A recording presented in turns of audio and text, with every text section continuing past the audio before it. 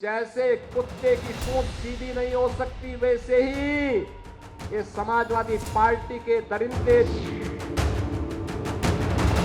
क्रोध करेगा वो योगी नहीं हो सकता, इसलिए मठाधीश मुख्यमंत्री हैं ये। लोकसभा चुनाव के नतीजों के बाद से ही यूपी में सीएम योगी और पूर्व सीएम अखिलेश यादव के बीच शुरू हुई तीखी जुबानी जंग अब अपने अगले लेवल तक पहुंच चुकी है, जिसमें तमाम बनी बनाई मर्यादाएं मिटने लगी हैं, संयम की दीवारें दरकने लगी हैं, भाषा का स्तर तमाम गिरते पैमाने छूने लगा है। सुनिए बात कहां से कहां तक पहुंच गई है। जैसे कुत्ते की पूंछ सीधी नहीं हो सकती, वैसे ही ये समाजवादी पार्टी के दरिंदे जो बेटियों की सुरक्षा के साथ खिलवाड़ कर रहे हैं, ये कभी ठीक नहीं हो सकते। इनके लिए तो कानून के दायरे में ला करके इन पे शिकंजा कसना पड़ेगा और हमारी सरकार वही काम कर रही है इनके साथ में। सीएम योगी ने सपा का नाम लेकर भाषा की मर्यादा तोड़ी तो अखिलेश यादव भी कहां पीछे रहने वाले थे। देश के सबसे बड़े सूबे के सीएम को फिर से मठाधीश की संज्ञा दे डाली। बोले योगी होते तो गुस्सा नहीं आता। सपा वाले कह रहे हैं अखिलेश ने वो नस दबाया जहां दर्द सबसे ज्यादा होता है। ये है सरकार। तभी मैंने कहा कि जो क्रोध करेगा वो योगी नहीं हो सकता, इसलिए मठाधीश मुख्यमंत्री हैं ये। सीएम योगी ने अयोध्या के मंच से चुन चुन कर सपा से जुड़े आरोपियों के नाम तो गिनाए, लेकिन सूबे में हो रहे उन अपराधों पर खामोश ही रहे जिसमें सवाल सीधे सीधे कानून व्यवस्था का है। लखनऊ में छेड़खानी का शिकार और फिर किडनैप हुई महिला दारोगा पर चुप्पी नहीं तोड़ी। अगर समाजवादी पार्टी का सही चेहरा देखना हो तो ये चेहरा इनका वही है जो भदरसा में समाजवादी पार्टी के नेता मुइन खान ने किया है। ये भी समाजवादी पार्टी का नेता है। कन्नौज में इनका एक नवाब सिंह यादव है, उसने भी एक बेटी के साथ इसी प्रकार का व्यवहार किया है, इसी प्रकार का कृत्य किया है। अभी आप देख रहे होंगे भदोई में भी इनका एक विधायक, भदोई का कारनामा भी इनका देखिए। हरदोई में भी एक अधिवक्ता की हत्या समाजवादी पार्टी के ही पूर्व जिलाध्यक्ष के द्वारा की गई।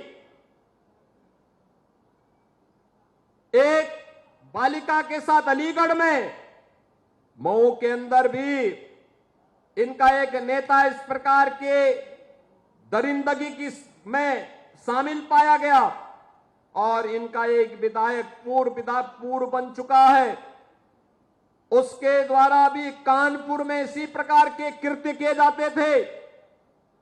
ये लोग गरीबों की जमीनों पर कब्जा करते हैं, अराजकता फैलाते हैं, देशद्रोही तत्वों को अपने राजनीतिक स्वार्थ के लिए प्रश्रय देते हैं, अराजकता फैलाते हैं। बात अयोध्या के विकास की छिड़ी तब भी सीएम योगी ने जंग सपा के खिलाफ ही छेड़ दी और बात पहुंचते पहुंचते औरंगजेब की आत्मा तक पहुंच गई। सोलर सिटी के रूप में देश की पहली सोलर सिटी हमारी अयोध्या बन रही है, तो ये समाजवादी पार्टी के लोग जो अंधेरे में रहने के आदी हैं, ये कैसे इसको स्वीकार कर सकते हैं? कैसे स्वीकार कर सकते हैं? विकास तो इनके एजेंडे का हिस्सा कभी रहा ही नहीं है।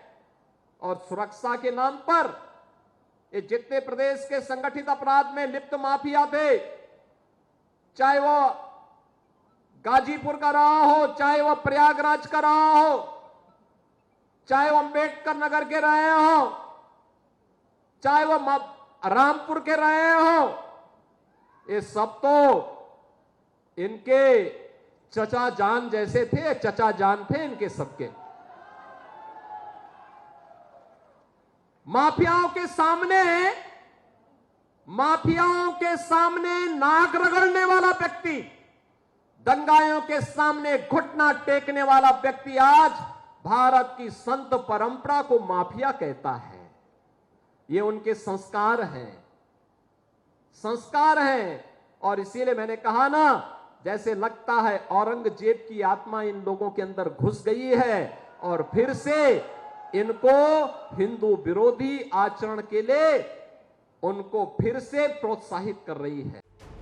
जिस अंदाज में योगी हमले कर रहे थे, अखिलेश भी कमोबेश वैसा ही जवाब भी दे रहे थे। अखिलेश की प्रेस कॉन्फ्रेंस में बात बहराइच के भेड़ियों की आई तो अखिलेश ने योगी की ठोको नीति वाला मुद्दा उठा दिया।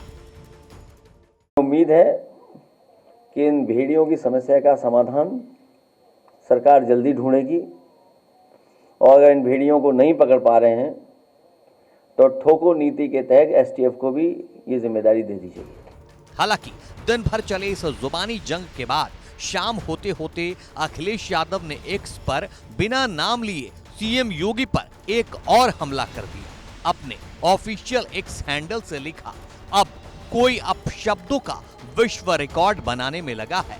इंसान की सोच ही शब्द बनकर निकलती है, सबको सन्मति दी।